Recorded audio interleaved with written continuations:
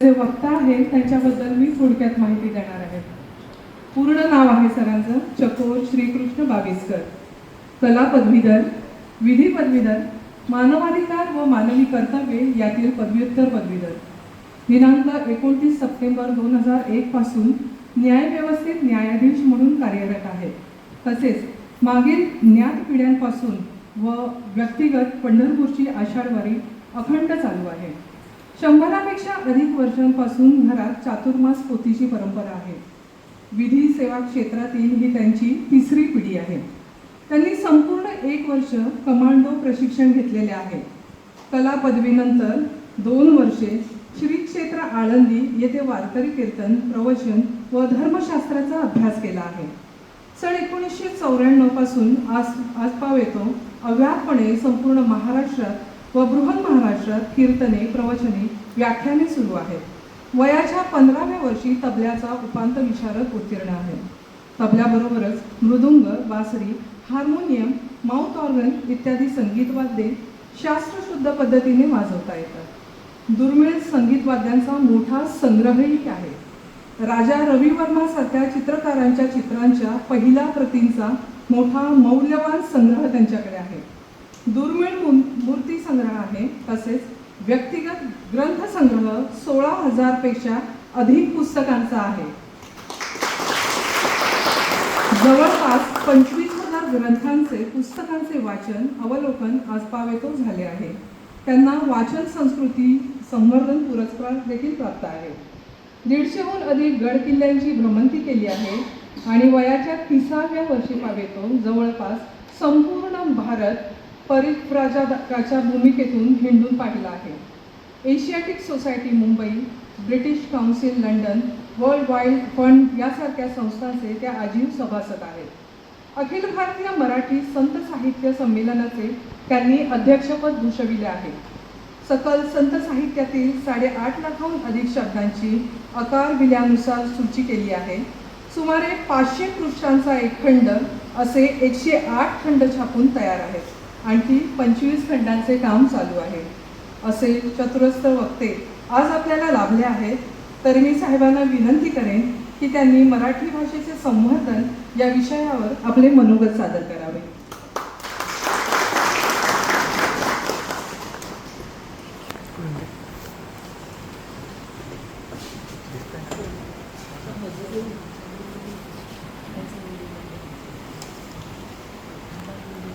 माननीय प्रधान न्यायाधीश श्रीमान खडकर साहेब, माझे सन्मित्र न्यायाधीश श्रीमान पाटील साहेब, वकील संघाचे अध्यक्ष श्री जाधव साहेब, सर्व पदाधिकारी आणि उपस्थित सर्व सुहृद सज्जन, माझे सखे, त्या सर्वांना माझा सप्रेम नमस्कार.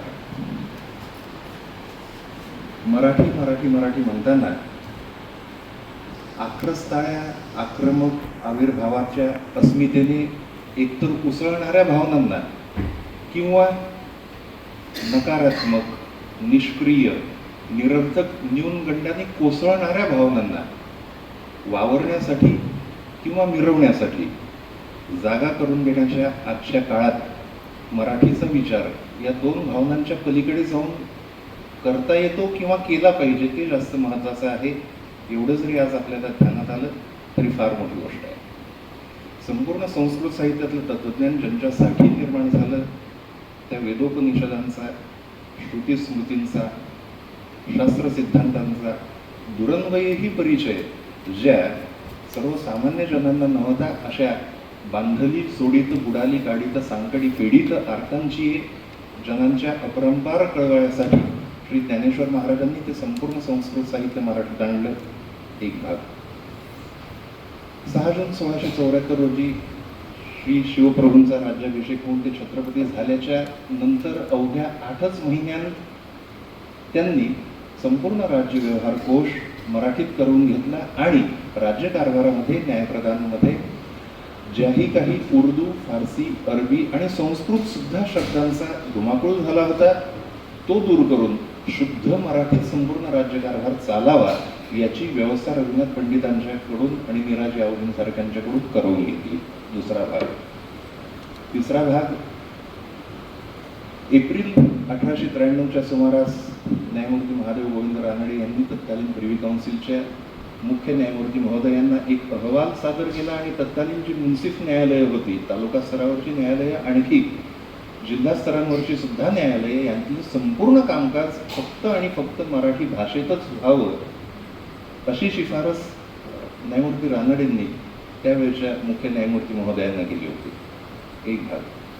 आणखी त्याहून पुढचा, सुमारे 66 वर्षांपूर्वी मराठी ही महाराष्ट्र राज्याच्या राज्यकारभाराची आणखी सगळ्याच क्षेत्रांत प्रधान भाषा होऊन सुद्धा आज त्याच्या वापराची स्थिती काय आहे याचा विचार आपण प्रामाणिकपणे आपल्या मनाशी केला तरी सुद्धा या मराठी संवर्धन पंधरवाडा सप्ताहाची किंवा पंधरवाड्याची काय अनिवार्यता आणि उपयुक्तता आहे हे आपल्याला ध्यानात येईल. तूर्त या पंधरवाड्याचं चटावरचं श्राद्ध पटदिशी उरकण्याला पर्याय नाही. निबंधाच्या अनेक विषयांपैकी एक विषय असा होता की मराठी भाषेच्या संबंधानं पालकांची भूमिका. कुठल्याही पाल्याची स्वतःची म्हणून ती निवड नसते की मला कुठल्या माध्यमाच्या शाळेमध्ये जायचं आहे. पालकांची आणि आज पाहतो शेकडो हजारो लोकांशी बोलल्याच्या नंतर ध्यानात येणारी बाब म्हणजे मुख्यतः मातांची भूमिका अशी असते की जगाच्या स्पर्धेमध्ये आपला पाल्य कमी नाही पडलं पाहिजे, त्याचं इंग्रजी चांगलं झालं पाहिजे, इंग्रजी ही जागतिक भाषा आहे वगैरे वगैरे.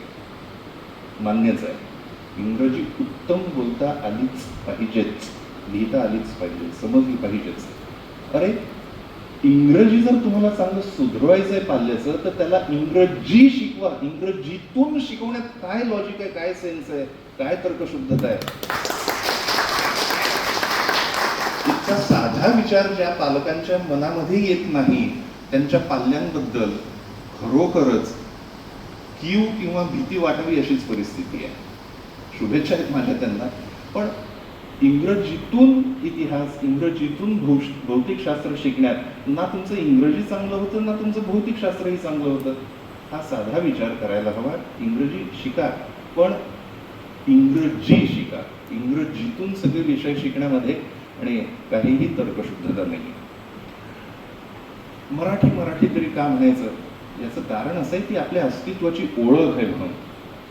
तुम्हाला माहिती असो की नसो आणि तुमची इच्छा असो की नसो, लोक तुमचं मूल्यमापन तुमच्या भाषेवरून, तुमच्या शब्दांच्या निवडीवरून, तुमच्या संवाद कौशल्यावरून, तुमच्या शब्द फेकीवरून, तुमच्या वाक्यरचनेवरून करतात. एरवी तुमचं मूल्यमापन करण्यासाठी म्हणून समोरच्याकडे दुसरं कुठलंच साधन नाही आहे.